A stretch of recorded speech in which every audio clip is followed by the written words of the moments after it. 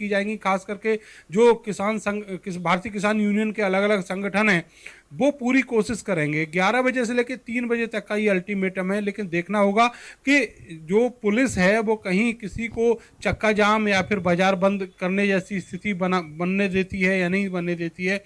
क्योंकि कल देखा जब समाजवादी पार्टी का जो किसान यात्रा थी, उसमें भी जो समाजवादी पार्टी के नेता थे उनको सुबह से ही रोक लिया गया था और उनको उनके घर में ही बंद कर दिया गया था। केवल सिंबॉलिक जो प्रदर्शन था बस वो ही हुआ था और कहीं सड़क पर भीड़ नहीं निकलने पाई थी। तो चाक चौबंद व्यवस्था है और ऐसे में जब कल रात को सरकार से सीधे सीधे निर्देश मिल चुके हैं कि अगर कोई कहीं जोर जबरदस्ती होती है या फिर कोई जुलूस की शक्ल में जाकर वो बाजार बंद कराता है तो उनके ऊपर कार्रवाई होगी। तो बहुत मुश्किल होगा कि जो भारत बंद का आह्वान है वो कहीं पूरा होने पाए।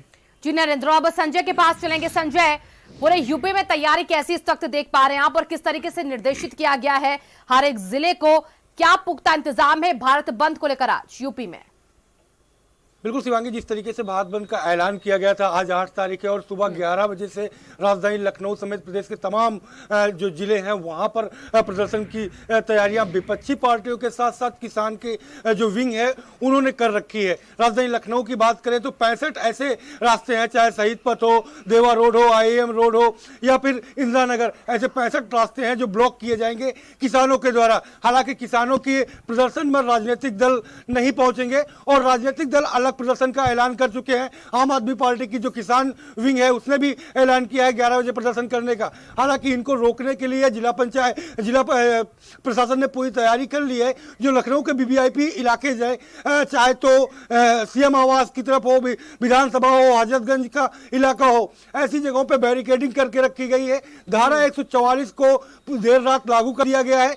शहरी क्षेत्र में कमिश्नर पूरी जिम्मेदारी संभाल रहे हैं और देहात क्षेत्रों पर जिला प्रशासन ने पूरी तत्परता के साथ जिम्मेदारी संभाली है। तो ऐसे में सबसे बड़ा जो है आज ये देखने वाला होगा कि राजनीतिक दल जिस तरीके से समाजवादी पार्टी ने कल लखनऊ के पूरे रास्तों को ब्लॉक कर दिया था, पूरी तरीके से जो है ट्रैफिक व्यवस्था चरमरा गई थी और अखिलेश यादव ने खुद जिम्मेदारी उठाई थी और आगे निकल कर आए थे। तो आज उनकी जो है किसान विंग क्या करती है और तमाम राजनीतिक दल जो समर्थन कर रहे हैं। साथ ही आज जो है लेसा के साथ साथ बिजली के उपकेंद्र में और जो उत्पादन इकाइयां हैं, जो बिजली इंजीनियरिंग एसोसिएशन है वो प्रदर्शन करेगा 11 से 3 बजे तक।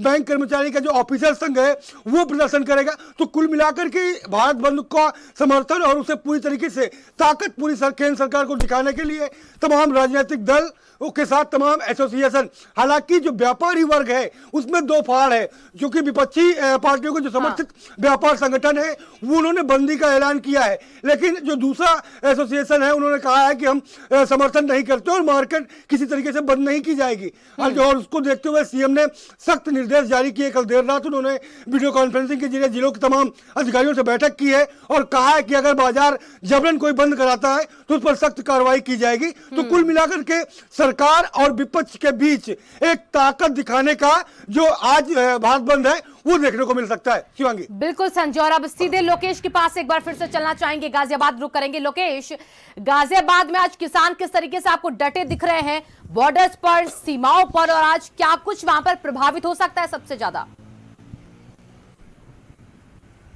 देखिए, सबसे ज्यादा प्रभावित जो है वो दिल्ली की आवाजाही और इसके अलावा जो ट्रैफिक मूवमेंट है वो प्रभावित होगा, क्योंकि पहले ही किसान यूनियन क्लियर कर चुका है कि प्रत्येक गांव और प्रत्येक सड़क के लिहाज से वो लोग सीजर की कार्रवाई करेंगे। तो ऐसे में ये माना जा रहा है कि पूरे तरीके से रास्ते ब्लॉक किए जाएंगे। लेकिन इन सबके बीच प्रशासन ने तैयारियां की हैं कि IG को कैंप कराया गया है गाजियाबाद में ही।